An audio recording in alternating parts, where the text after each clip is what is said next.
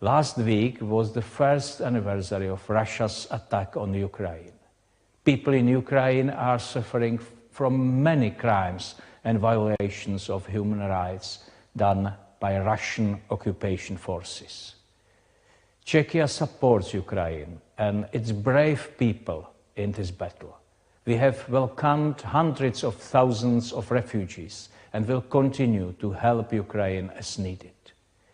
I appreciate that 1 year ago, this Council acted fast and established a commission of inquiry only a few days after the invasion. Everyone who breaks international law and humanitarian law must be held responsible.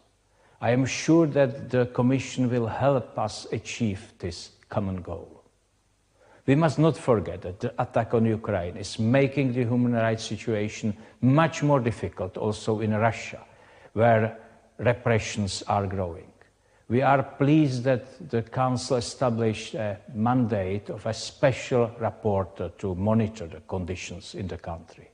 Human rights violations also continue in Belarus, where about 1,500 people are in prison for political reasons. It is typical that Czechia focuses on our eastern neighbors, but people in other countries like Iran, Afghanistan, Myanmar or Cuba are still suffering from human rights violations. Like Václav Havel said, we must not be silent about it. Thank you.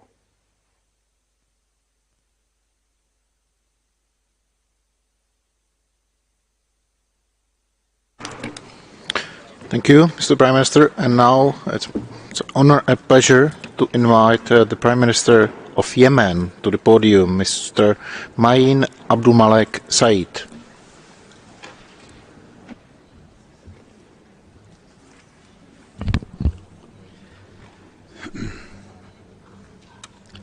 السيد الرئيس، أصحاب المعالي والسعادة، السيدات والسادة الحاضرون جميعا،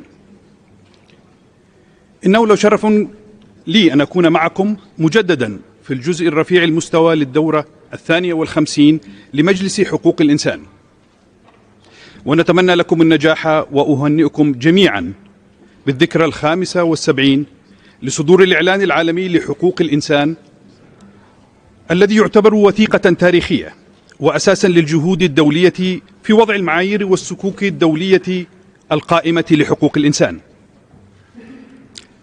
وأود التذكير هنا بأن اليمن كانت من أوائل الدول السباقة التي تعاطت بإيجابية مع هذه الوثائق التاريخية، وهي طرف في أكثر من 58 اتفاقية وإعلان وبروتوكول تتعلق بحقوق الإنسان والقانون الدولي الإنساني، وضمنتها في دستورها وتشريعاتها الوطنية.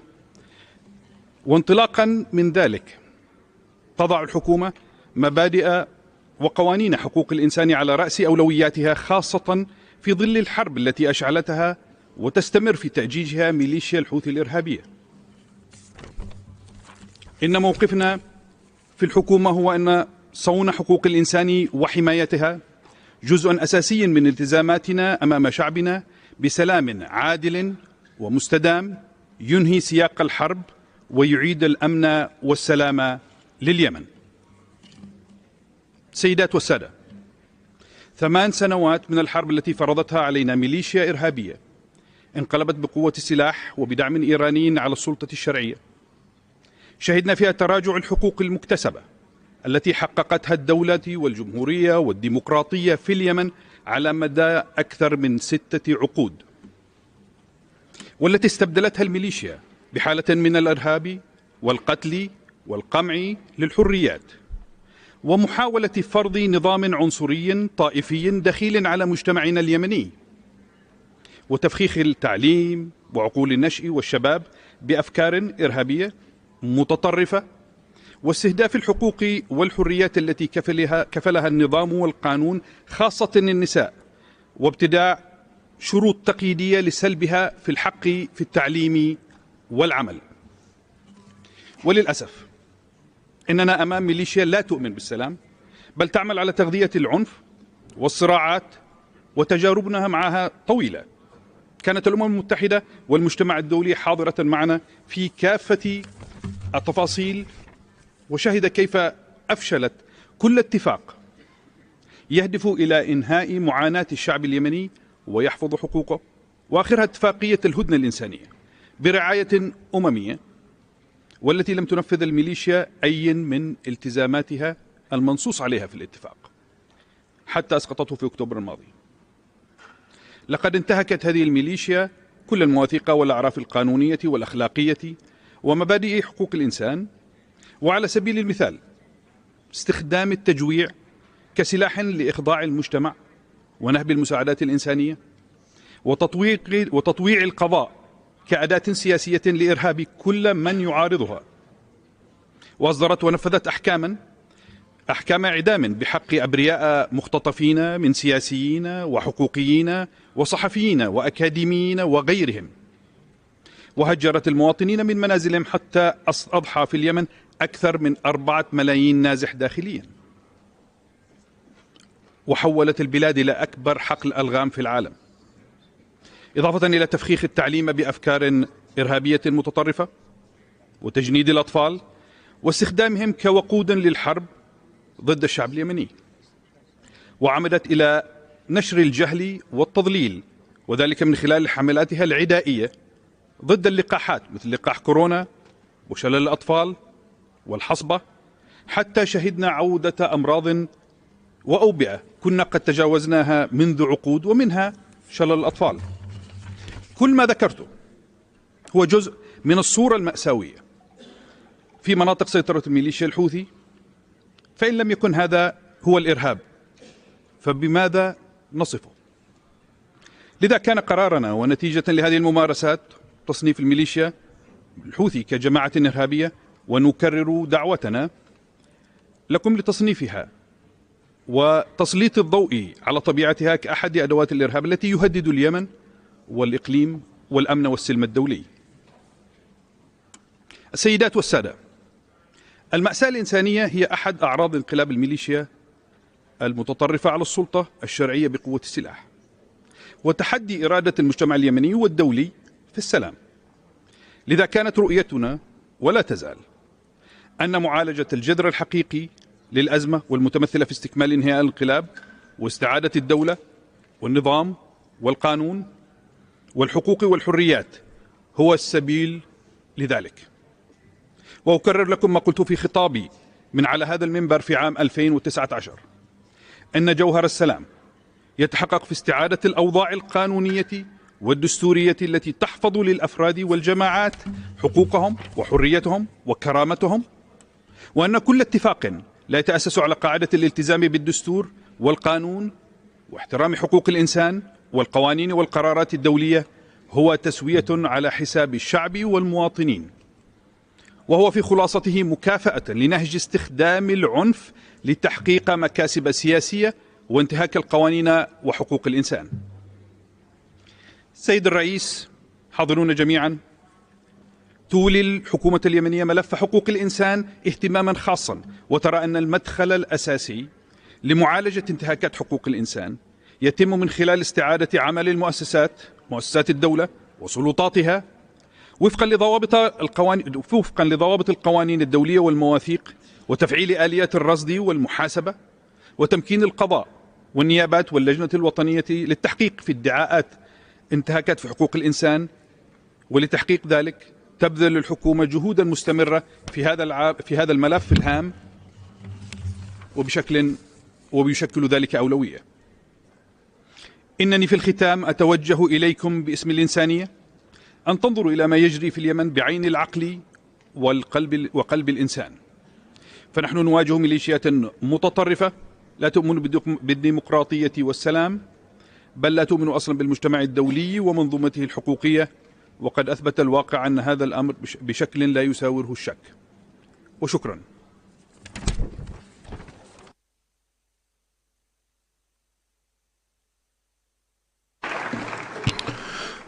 Thank you, Mr. Prime Minister. Now let me suspend the meeting for a while in order to let the Secretary General to leave and follow his other duties. So let me thank him also on your behalf.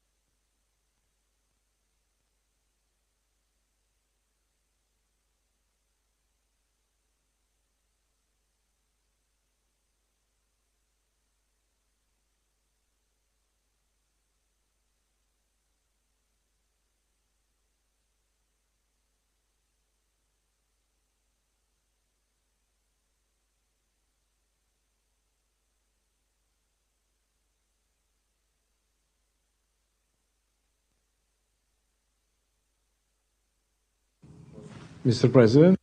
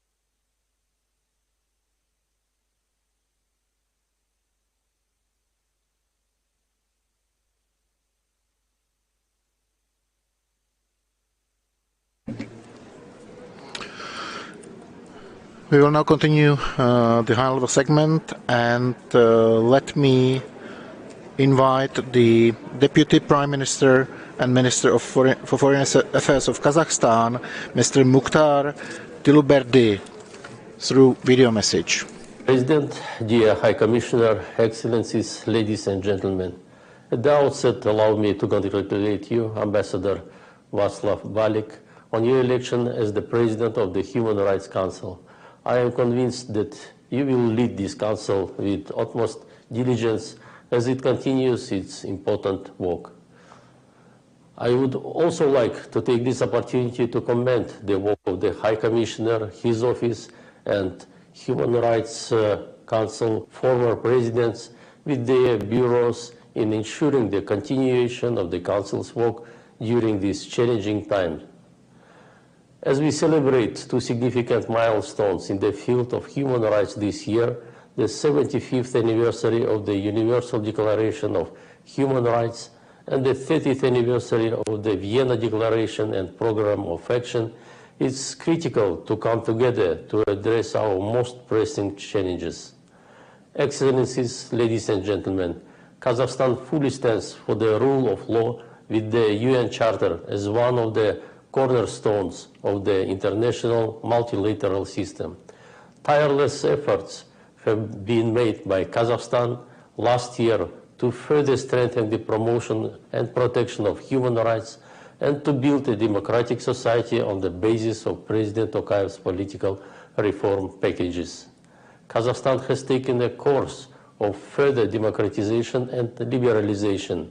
Significant reforms have been introduced, transforming the entire political system of the country and bringing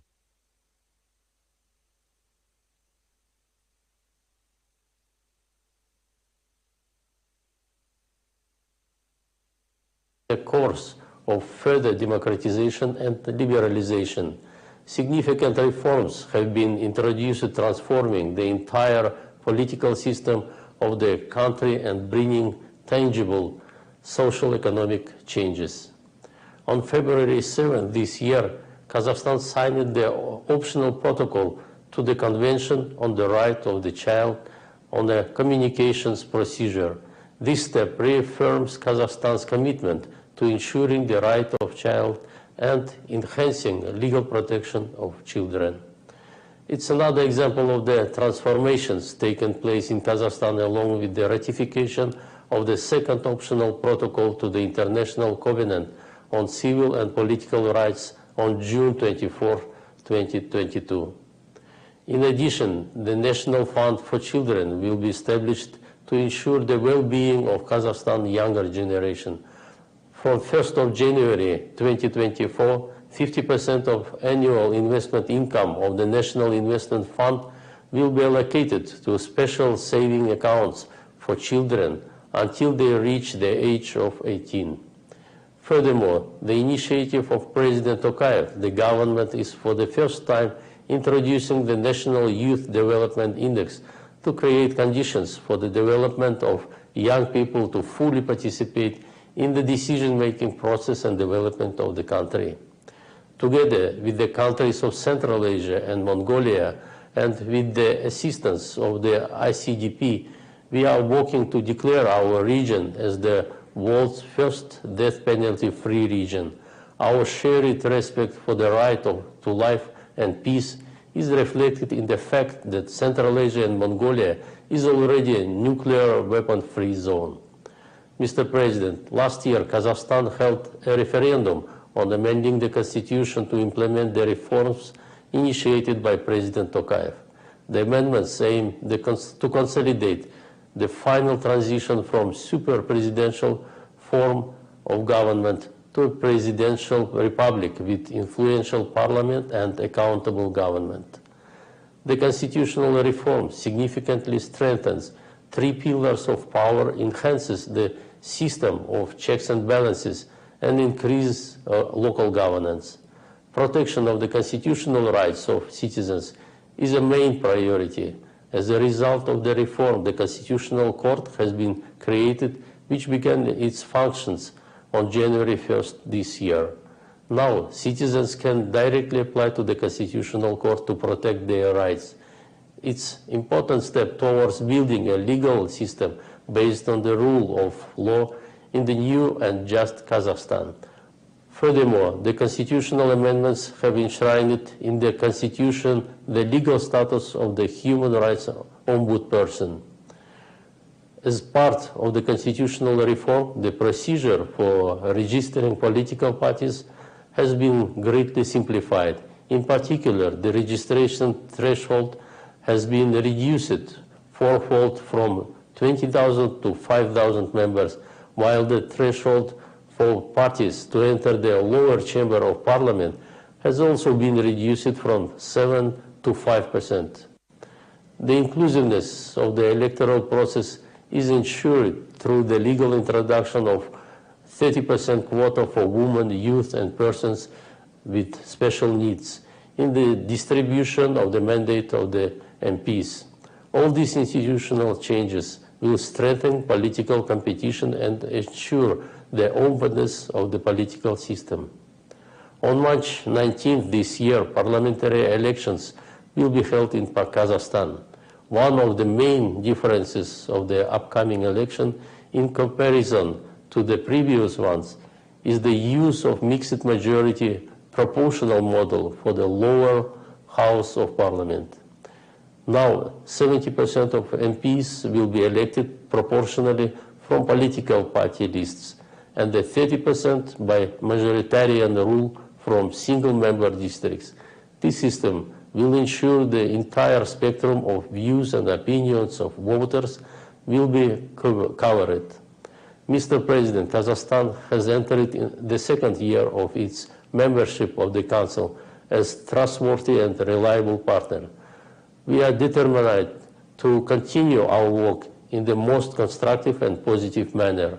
This year, Kazakhstan intends to present a draft resolution on safe and inclusive learning environment. We would appreciate constructive engagement and support of the Council. Mr. President, today, when the world is facing new global challenges and instability, ensuring human rights is more important than ever. It's becoming crucial to strengthen multilateral dialogue and trust at the global level. What can we rely on to counter today's challenges? History provides us with only one answer: political will, dialogue, and cooperation. In this context, we reiterate our call for effective multilateralism as the best available tool to overcome major challenges that face us all. Thank you.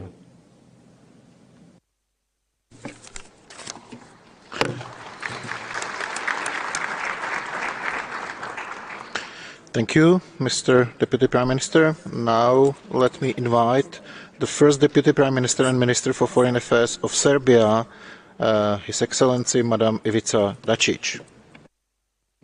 Mr. President, Mr. Secretary General, Mr. High Commissioner, Excellencies. Today, when we mark 75 years since the signing of the Universal Declaration of Human Rights, we have a good opportunity to remind ourselves once again that it constitutes an inseparable part of the UN Charter and its fundamental principles.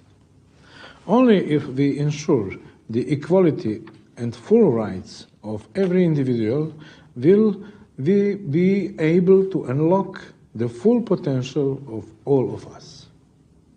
Therefore, we have the opportunity, but also the duty as state officials, not only to reiterate our commitment to the tenets of the Universal Declaration, but also to give new momentum to collective efforts aimed at preserving, protecting, and promoting human rights.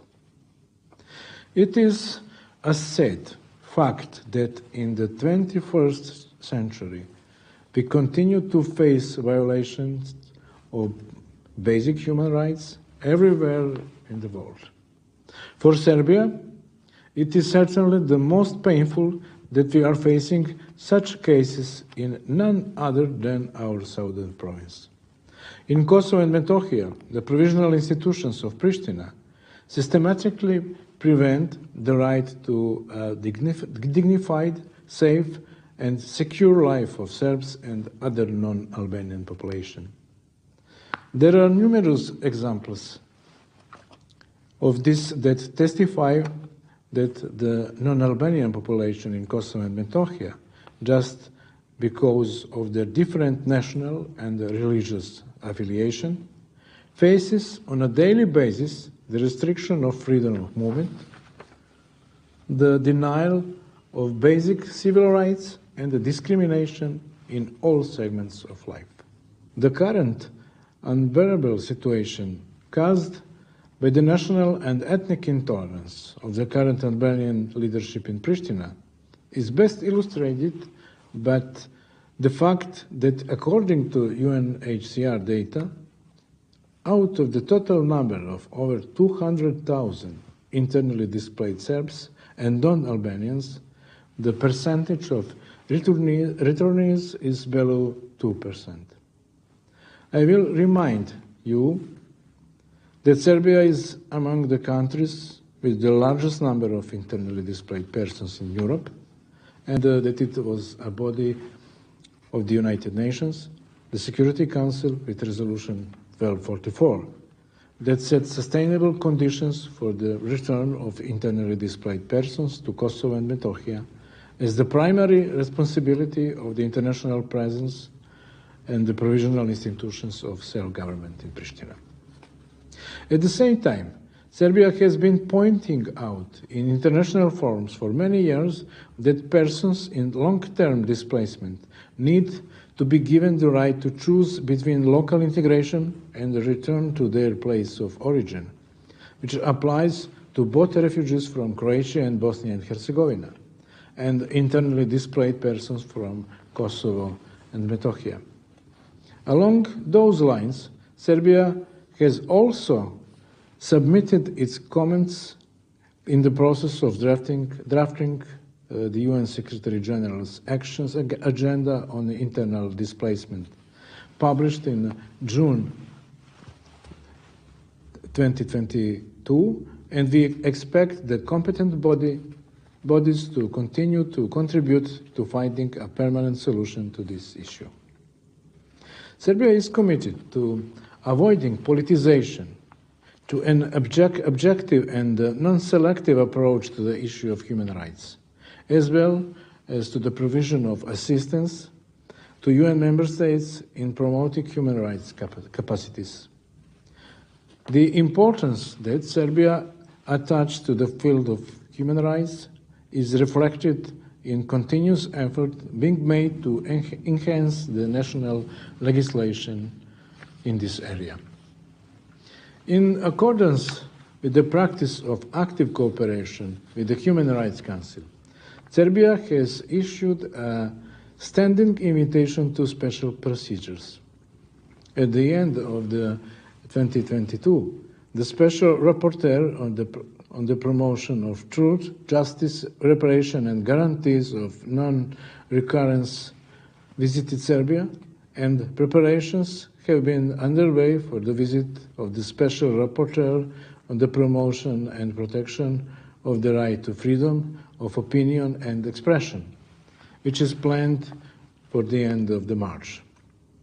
I would like to point out with great pride that Serbia is the first UN member state to develop the instrument for the implementation of the Leave No One Behind principle from the 2030 Agenda. The instrument was officially presented in September last year, and it will enable the achievement of necessary synergy in the development of public policies that will eradicate all forms of discrimination and inequality. Serbia also pays great attention to issues of social, economic, civil and political rights, particularly taking into account the cultural and the religious diversity of our citizens. Aware of the pluralism of our country, we are particularly proud of the fact that the protection of minority rights in the Republic of Serbia is at the highest level and in line with the highest international standards, including those of the Council of Europe and the OSCE. In our country, the minority policy is guaranteed by the Constitution, and Serbia has also been successfully applying the system of protection and promotion of the rights of national minorities for over 20 years through the model of national councils, which is financed from the state budget. We wish to show by our own example that the protection of minority communities symbolize the maturity of a society aiming to encourage others in our region to pay due attention to this topic, especially when it comes to the position of the Serbian national minority. In accordance with its commitment to fulfilling the obligation assumed by the ratification of international instruments on human rights through the implementation of accepted recommendations, Serbia pays special attention to the Universal Periodic Review as a tool which has ensured equal treatment when considering the state of human rights in all countries. Our dedication and expertise in the field of human rights was also recognized through the election of an expert from Serbia to the Human Rights Committee. I am convinced that Dr. Tijana Šurlan will provide a quality contribution to the work done by this important committee. In conclusion, I emphasize that we are committed to effective multilateralism and constructive dialogue as the best means for overcoming the numerous challenges we are all facing. I would like to once again express my support to High Commissioner Turk in his upcoming efforts and to express my expectation that we will work together to achieve the priorities you have outlined in the Human Rights Appeal from 2023. You can count on the active contribution of Serbia, which will continue to cooperate with the competent bodies of the United Nations at all levels with the aim of strengthening and protecting human rights. Thank you for your attention.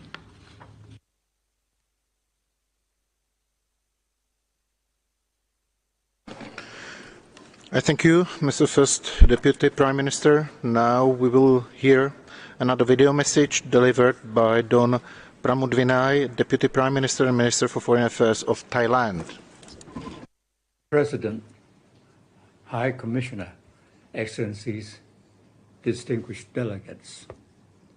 Allow me to congratulate you, Mr. President, on your election to this important body. We are meeting here today at a pivotal moment as we celebrate the 75th anniversary of the Universal Declaration of Human Rights and 30th anniversary of the Vienna Convention that led to the creation of the United Nations High Commissioner for Human Rights. The occasion calls for all of us to assess and reset not the goals and standards of the Declaration, but the way we endeavor to apply and implement them to preserve and restore the fundamental human dignity that we deem universal.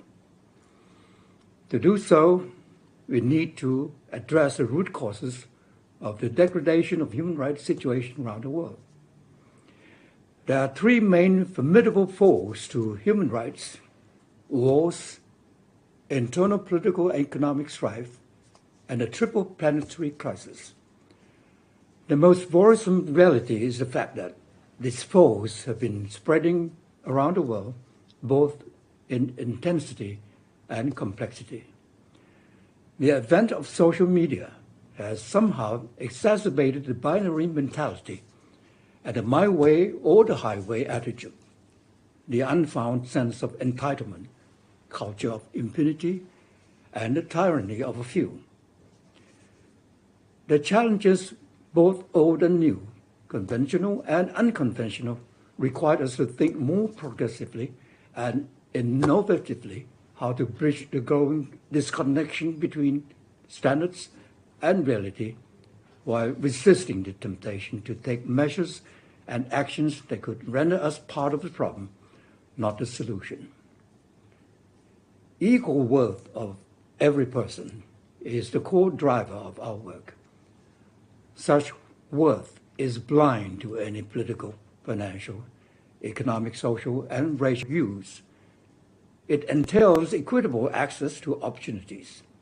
Violence and hatred breed more of the same. Apathy turns human rights injuries into permanent damages. The right to life and human security is decimated by wars, and the reprisal of nature deprives so many lives of their livelihood. These are some of the root and associated causes of human rights deprivation. The Human Rights 75 initiative is a comprehensive response to address the challenges of our time. On our part, Thailand has strengthened our resolve in advancing the principles of freedom, equality, and justice for all, as enshrined in the Universal Declaration of Human Rights. We also pledge our support for the work of the Human Rights Council and the reinvigoration of the non-confrontational consultation process, as well as well-balanced constructive dialogues and engagement with all relevant stakeholders. Thailand believes that the Universal Periodic Review, the UPR, is an important mechanism to continuously reinvent and readjust our effort to maintain the hope of human rights. The UPR Plan of Action was recently approved by our cabinet. It signifies Thailand's full commitment to the whole of government and the whole of society approach to support the universality, progress, and engagement of Human Rights Council. Our Universal Health Coverage, UHC, scheme has been one of the most powerful tools to help ensure equitable access to healthcare services while contributing to the efforts to address social and economic inequalities. Thailand has adopted the BCG economic model as our national agenda to counter the triple planetary crises that are increasingly raising havoc with human security. We also continue to further strengthen our national human rights infrastructure. Last year, the National Human Rights Commission of Thailand was re-accredited with an A status. Such development reflects our unwavering commitment to the letter and spirit of the Human Rights Declaration. Thailand has also actively engaged in open dialogues with the OHCR, as well as special procedure of the HRC and other human rights-related mechanisms. Mr. President, in reiterating our commitment to advance the promotion and protection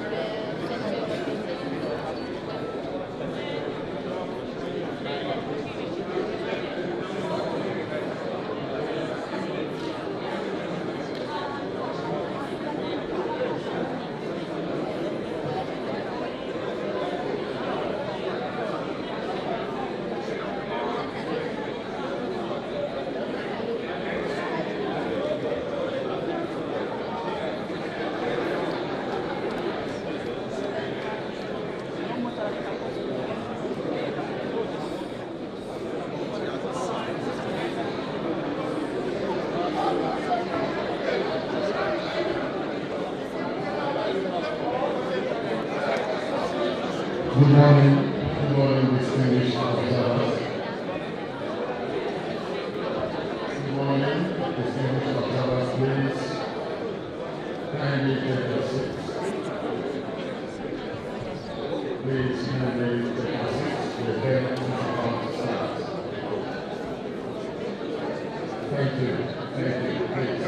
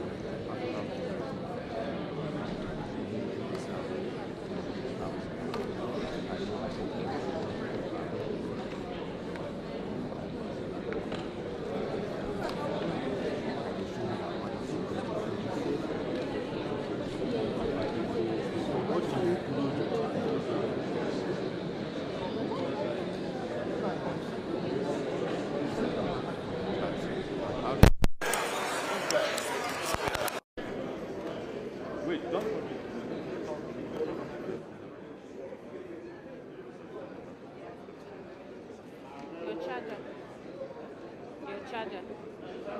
Oh, you're not going with it.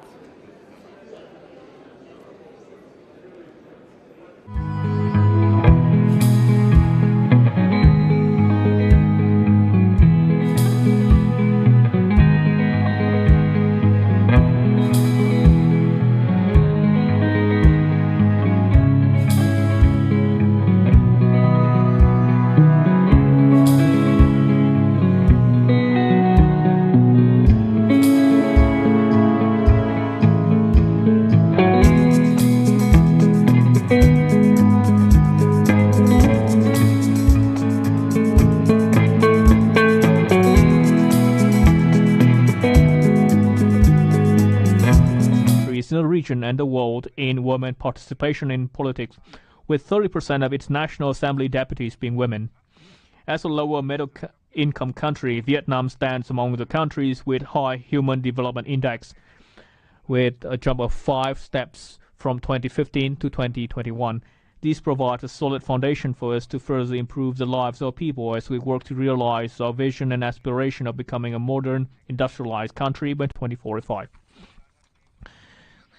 Vietnam is strongly committed to multilateralism, international law, and the UN Charter. As a member of many multilateral mechanisms, we will work hard to build bridges and promote cooperation at the UNHCR in line with the theme of our membership: respect and understanding, dialogue and cooperation, all human rights for all.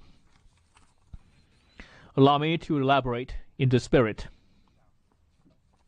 First, we all share the same aspiration for the promotion and protection of human rights and a better life for all people around the world.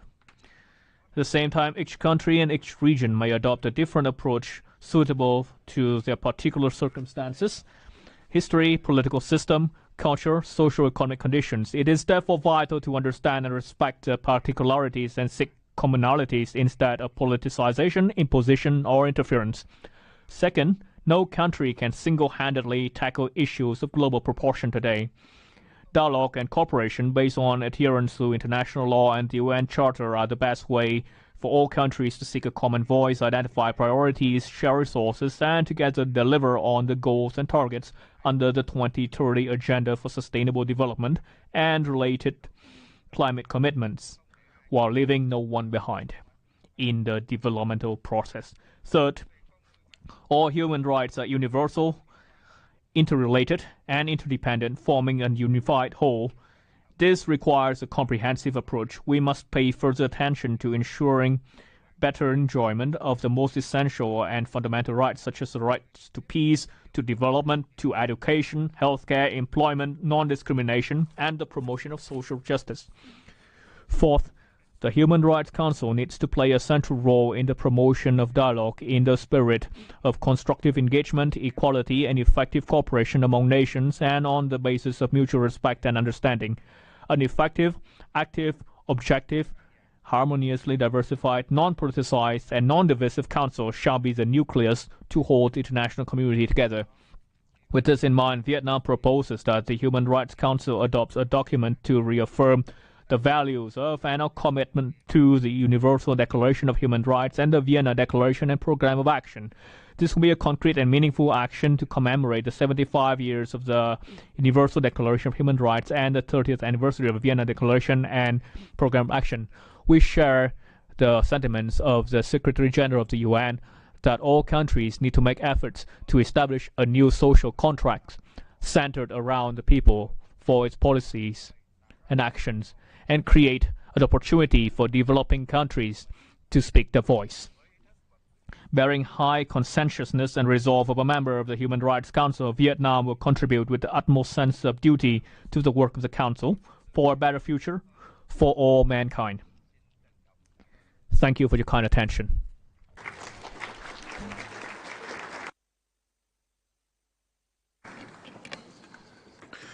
Thank you, Mr. Deputy Prime Minister. Now we will hear the last video message of this morning, this time delivered by His Excellency Mr. Wopke B.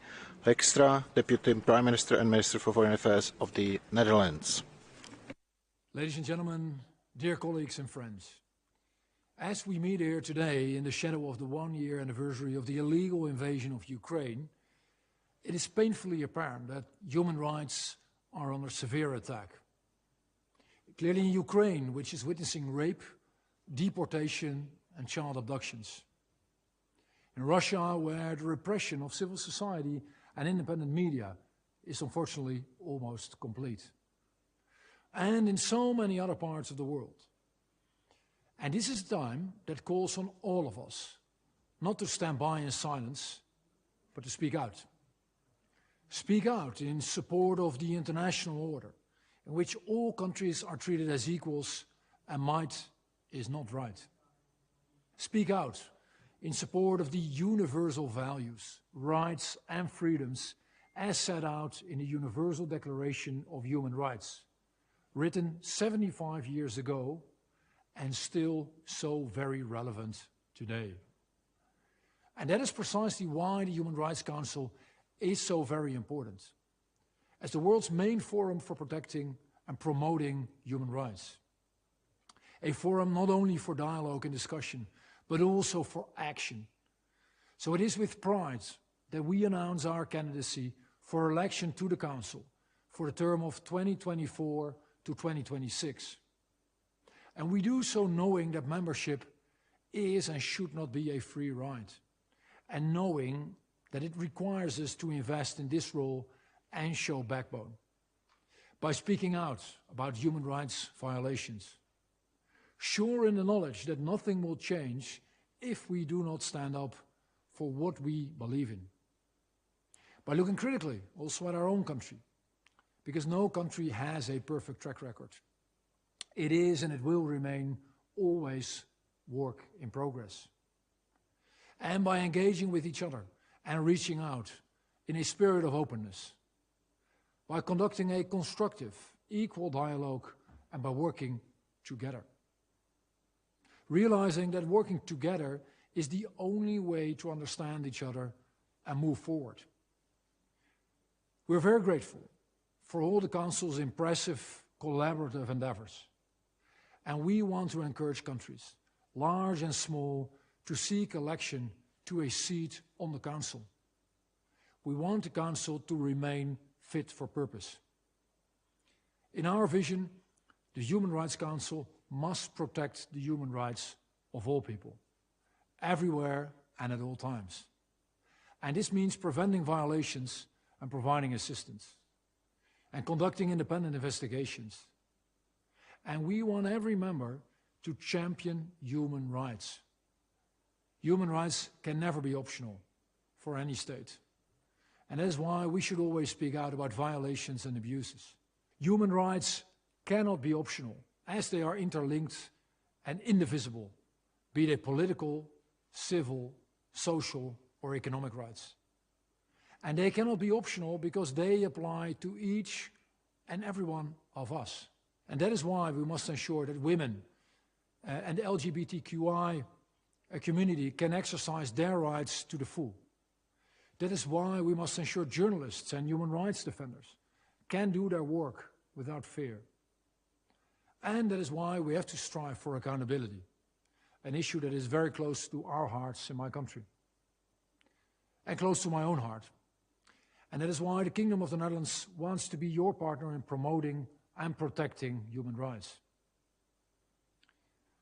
Ladies and gentlemen, even in a year in which human rights are being trampled upon so shamefully, I do see glimmers of hope. In Iran, brave young girls and women, young boys and men are risking their lives to protest for their rights. It is a courage of this kind that our world so desperately needs. And perhaps we should ask ourselves the uncomfortable question: what do we ourselves risk by speaking out? I think that if we are really honest with ourselves, we will see that we risk far more by not raising our voices. So we must listen to each other and have the courage to speak out when we witness injustice. Because only in that way can we promote and protect human rights. I'll thank you very much.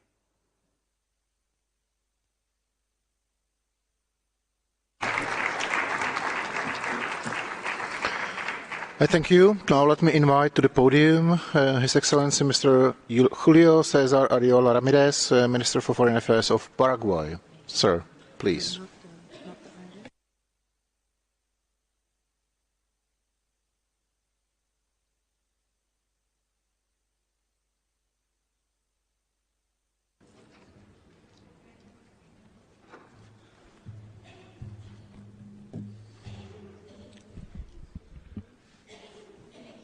Distinguido Presidente.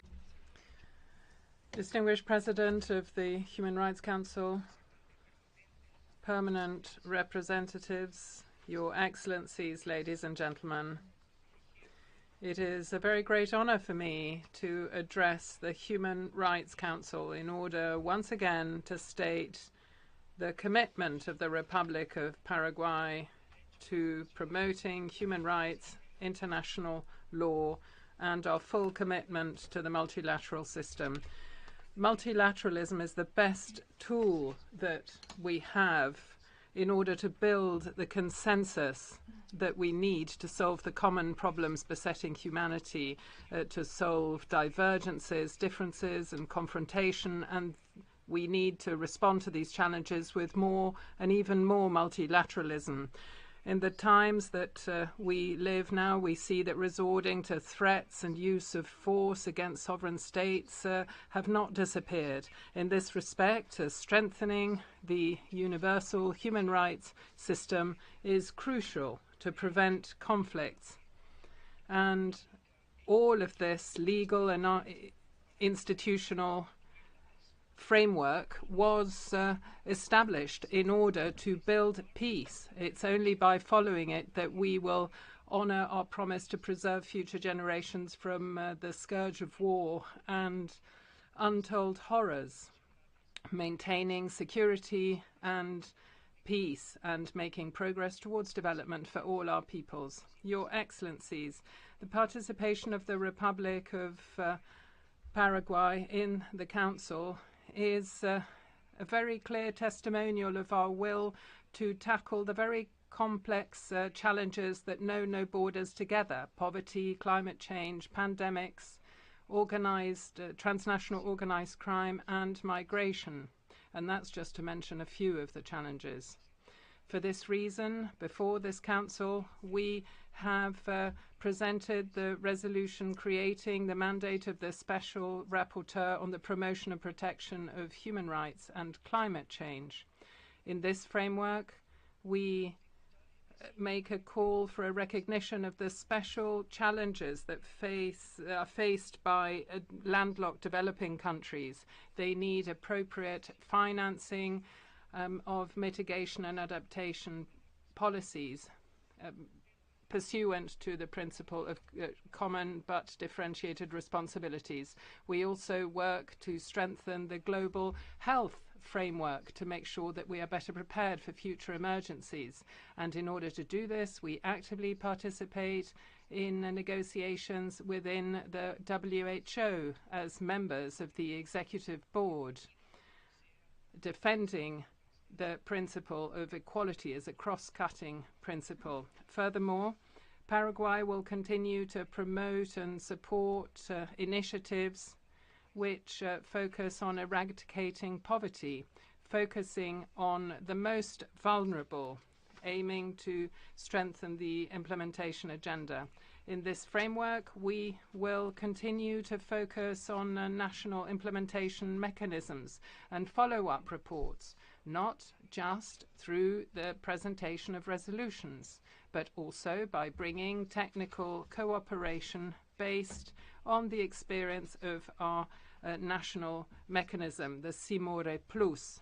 Your Excellencies, we are shocked at the worsening situation of human rights in Nicaragua, where civic space is particularly affected. We see systematic repression and arbitrary detention of political opponents, human rights defenders, and journalists, and we've seen the closure of more than 2,000 NGOs. It is a moral obligation of the Human Rights Council to send a clear message to victims so that they know that they do not stand alone and that the system is supporting them, ensuring the renewal of the mandate of the group of experts. With respect to the situation in Venezuela, we welcome the work done by the Office of the High Commissioner and the recent renewal of the Memorandum of Understanding for a further 2 years. We hope that this will contribute to Venezuela forthwith implementing the recommendations of the Office of the High Commissioner. We would also urge Venezuela to allow access to the fact-finding mission established by this Council in order to be able to make progress in investigations and in accountability. President, distinguished colleagues, it is essential to strengthen this Council and with it all procedures, mechanisms and structures that make it possible for it to be operational. We must strengthen states' commitment to the decisions taken within this body, and that's the only way that we'll be able to strengthen its credibility and guarantee the efficacy of all the measures which have been put in place to protect human rights. Secondly, it is essential to ensure that it has sufficient resources which are commensurate to the importance of the issue of human rights. We will continue to work to ensure that this is a body which continues to fulfill its mandate as one of the most important bodies to strengthen a comprehensive human rights agenda which will allow us to move towards societies which are fairer and more inclusive. Thank you.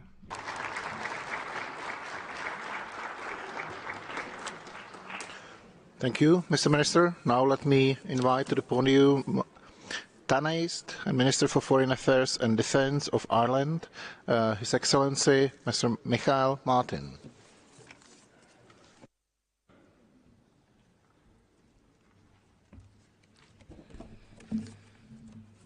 High Commissioner, Mr. President, it's a privilege to address the 52nd session of the Human Rights Council.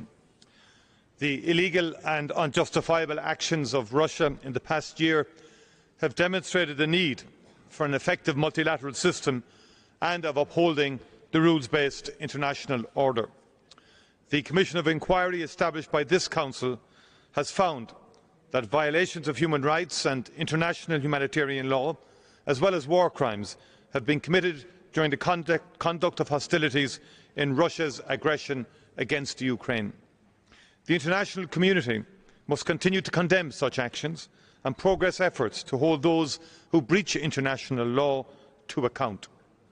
We will continue to call for an end to the conflict and the horrendous violations of international law that have occurred. We must work with others to achieve justice for the civilians who are bearing its brunt, including through actions of this Council. Mr. President, as we commemorate and celebrate 75 years of the Universal Declaration of Human Rights, there is no better time to remind ourselves of the principles of universality, inalienability, indivisibility and interdependence of human rights. All people have the right to live in dignity and to have their human rights and fundamental freedoms respected. And yet, we see worrying trends across all regions. Civil society space is under pressure across the globe. Human rights defenders continue to endure reprehensible attacks. Acts of intimidation and reprisal against those seeking to engage with the UN continue to rise. Violence against women and girls remains pervasive. Gender equality gains are being eroded, and climate change threatens us all, with the most vulnerable at risk. We have a collective obligation to do better, to take meaningful action and address these human rights issues. Mr. President, commitment to human rights is a central pillar of Ireland's foreign policy. We take very seriously our obligation to respect, protect and fulfil human rights, and we are strong advocates for the promotion of human rights internationally. Ireland is a long-standing champion of the role of civil society in Geneva, in New York and across communities globally. We are gravely concerned by the pressures being experienced by civil society worldwide, and in particular by reports of actions that prevent civil society actors and human rights defenders from carrying out their work. Russian authorities continue to crack down on civil society, liquidating yet another prominent human rights organisation, Moscow Helsinki Group, in recent months. Just this month in Algeria, we saw the dissolution of LADDH and RAJ, two of the most important human rights organisations in Algeria.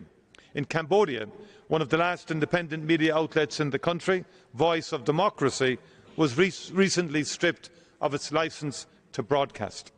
And in Iran, we have witnessed the repression of young women and their supporters, prevented from protesting peacefully for their rights, and the application of the death penalty to citizens who are exercising their right to freedom of opinion and expression and the right to peaceful assembly and association. Civil society organisations play an essential role in promoting international law, peace, human rights and democratic values, and should have our unwavering vocal support. Mr. President, we are increasingly concerned by the rollback of progress on the rights of women and of LGBTI+ persons in recent years. While the erosion of the human rights of women is perhaps most starkly represented by the situation in Afghanistan, gender equality is facing challenges in many countries across the world. I am also concerned to hear that 2022 was the most violent year for LGBTI+ persons in Europe in the past decade. The rights of women and LGBTI+ persons are human rights and therefore must enjoy the principles of universality, inalienability, indivisibility and interdependence. Mr. President, We continue to witness the tragic impact of conflict, resulting in human rights abuses and violations of the most vulnerable. In Ukraine, Myanmar, Syria, Yemen and elsewhere, staggeringly high numbers of civilians, especially women and children, continue to suffer the devastating impacts of conflict. The independent mechanisms established for Ukraine, Myanmar and Syria are doing important work in collecting and preserving evidence to further efforts on accountability and justice. We deeply regret, however, that there is no mandate to monitor the human rights situation in Yemen. The people of Yemen deserve sustainable peace. This will not be possible without justice and accountability. Mr. President, in recent years, the Human Rights Council has taken important and principled action to respond to human rights crises in Ukraine, Iran, Nicaragua, Afghanistan, Sudan and Ethiopia, amongst others. While each of these situations is distinct, the Council has responded, mandating human rights monitoring, seeking to progress accountability and addressing impunity. The Human Rights Council must continue to respond, even in the most challenging of situations. Over the past 2 years, Ireland has had its third Universal Periodic Review and reviews under the International Covenant on Civil and Political Rights and the Convention on the Rights of the Child. We welcomed the opportunity to engage with these vital human rights processes, to hear the recommendations of other states and human rights experts, and to reflect on our own human rights record. The United Nations human rights system enables us to hold ourselves and each other to account, and to ensure that the international community plays its part in ensuring all individuals can enjoy their rights. In playing its part, Ireland will seek membership of the Human Rights Council for the period 2027 to 2029. We will continue to be a strong voice in human rights and fundamental freedoms for all persons across the globe. Thank you very much indeed.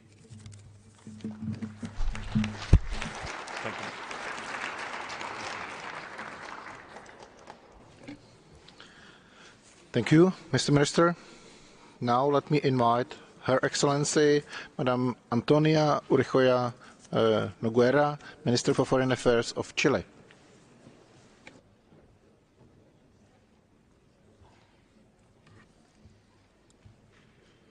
Señor Presidente. Mr. President, distinguished delegates, I have the honour to address you on behalf of the government of Chile and President Gabriel Boric. For Chile, the Human Rights Council is the main forum for cooperation, dialogue and consensus on human rights within the United Nations. We defend the need for a multilateral order which recognises the deep relationship between peace and security, democracy and participation, sustainable development and inclusion, and human rights as a pillar of international action in our country. In last October's elections, Chile obtained the first regional majority to take up once again a seat as member of the Human Rights Council. We are doing this for the fourth time in our history and with renewed expectations.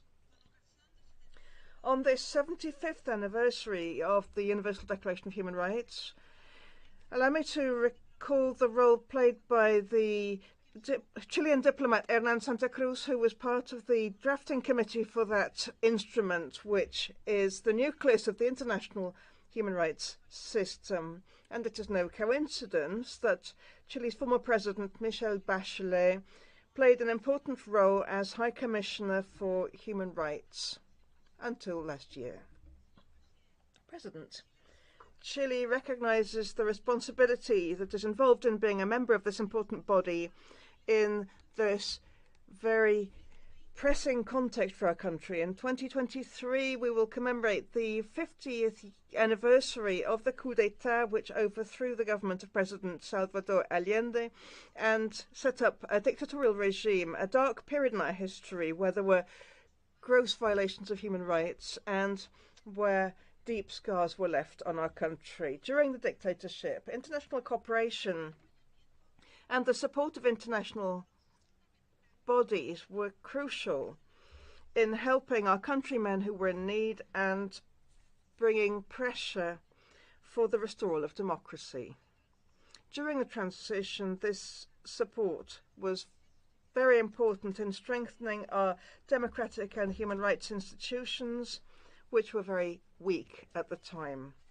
Over 3 decades after the return of democracy in Chile, the government of President Gabriel Boric is placing human rights protection at the center of its program. We're doing this because we know that working for human rights and democracy is an ongoing process which requires constant monitoring and self-criticism, and we cannot lower our guard. This requires us to address historic obligations on truth, justice and reparations, keeping in mind the progress made by Chile on this since the return to democracy through the creation of 4 commissions for the recognition of victims and hundreds of prosecutions of perpetrators of severe human rights violations under the dictatorship, which have led to sentences. And our government continues to promote the national plan to search for victims. This is a public policy that seeks to make progress on finding victims of the enforced disappearances under the dictatorship. We are also adopting measures to address the many current challenges arising from recent social conflict in our country. This is demonstrated by the establishment of the Initiative for Comprehensive Reparations for Victims of Human Rights Violations during the social rupture, which is now operational. There are recommendations that were made by the Human Rights Council and the American Human Rights Commission. We are aware that no state has a perfect record on human rights. The important thing is to recognize the gaps and challenges, note progress, and everywhere promote respect and protection for human rights. Where there are new crises, wherever they occur, it is important that the system as a whole adopts measures to support the victims. Not to do that, at least for Chile, would be to ignore its own past and the motive that brings us here today. We must not confuse this with any supposed moral superiority or political reproach. It must be seen as a true vocation to promote respect for human rights in good faith. Severe human rights situations such as the Russian aggression against Ukraine, the violation of the rights of women and children in Afghanistan and Iran, the human rights situation in the occupied Palestinian territories, the repression in Nicaragua against opponents to the ruling dictatorial regime require a timely, appropriate response. President, I wish to refer to some of the priorities that my country will be seeking to promote during our period in the Council. At a time when we hoped that gender equality would have become the general rule, we see a worrying backsliding in protection and promotion of the rights of women and girls in various parts of the world, including a normalization of violence against them. Chile has sought to follow a feminist foreign policy, and it commits its best efforts to combating this regressive trend, seeking to mainstream the gender perspective and protect the rights of women and girls in all of their diversity, especially as regards eradication of gender-based violence in all its dimensions. This is true also for discrimination based on sexual orientation and gender identity. Protecting and promoting human rights of LGBTIQ+ persons is also a goal of our foreign policy, which we seek to bring into our work in the Council. Secondly, we're convinced that a healthy environment is a human right, and thus we have launched a turquoise foreign policy with actions to respond to the triple crisis: climatic, biodiversity loss, and global pollution, based on a just transition and sustainable inclusive development. We are taking measures to implement the Escazú Agreement, which provides particular protection to vulnerable environments. And we have sought an advisory opinion from the Inter-American Court for Human Rights to look at the scope of state obligations on human rights and climate emergency. Thirdly, we believe it is important to focus more on guaranteeing enjoyment and exercise of economic, social, cultural, and environmental rights. Guaranteeing these is crucial in order to strengthen democracies and the rule of law, and to achieve the Sustainable Development Goals and the United Nations Secretary-General's Common Agenda. We are happy to state that last July, Chile deposited with the Office of the Secretary-General of the Organization of American States the ratification of the additional protocol to the American Convention on Human Rights on Economic, Social and Cultural Rights. And we are aware of the need to ratify the optional protocol to the International Covenant on Economic, Social and Cultural Rights. This is the only universal instrument that still awaits incorporation by a country. We also know that promoting economic, social and cultural rights is only possible if done sustainably and with fiscal responsibility. This must always be present in the mind of this Council when addressing this issue, and we will also encourage this. Finally, I could not fail to mention other emerging issues that Chile wishes to promote more actively in the current context of globalization, and which are part of our priorities for the Human Rights Council, including the debate on business and human rights, with a particular emphasis on due diligence, the risks of fake news and hate speech to democracies and the rule of law, the challenges I have mentioned arising from the climate emergency and also the crisis of people on the move, as well as the impact of new technologies on human rights. President, Excellencies, in conclusion, I wish to draw attention to the fact that this year the Human Rights Council sessions coincide with two important dates for the international human rights protection architecture. On the one hand, as I mentioned just now, they coincide with the 75th anniversary of the Universal Declaration of Human Rights, which is a cornerstone of the system. Likewise, they coincide with the 30th anniversary of the World Conference on Human Rights and the Vienna Declaration Programme of Action, which was a milestone in consolidating the universal, indivisible, interdependent nature of civil and political rights and economic, social and cultural rights, and which placed their promotion and protection at the heart of the United Nations goals. Both of those milestones lead us to continue building on the work done by the Council, without forgetting that the main mission that we have as states is precisely to promote human dignity. We must recall that protection of human rights is best achieved when it is done on the basis of a broad consensus, which can only be achieved by persevering in social dialogue among stakeholders with differing viewpoints. We hope that this is the spirit that will guide the work of this session, and we reiterate Chile's readiness to work towards that. Thank you very much.